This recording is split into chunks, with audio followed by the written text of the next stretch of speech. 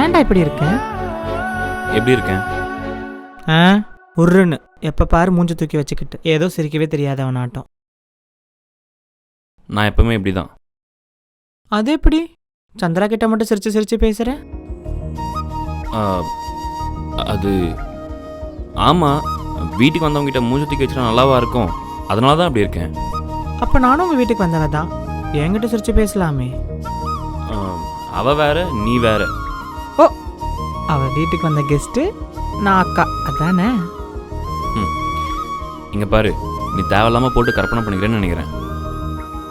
உனக்கு என்னதாண்டா பிரச்சனை? யாரு தாண்டா தப்பு பண்ணல?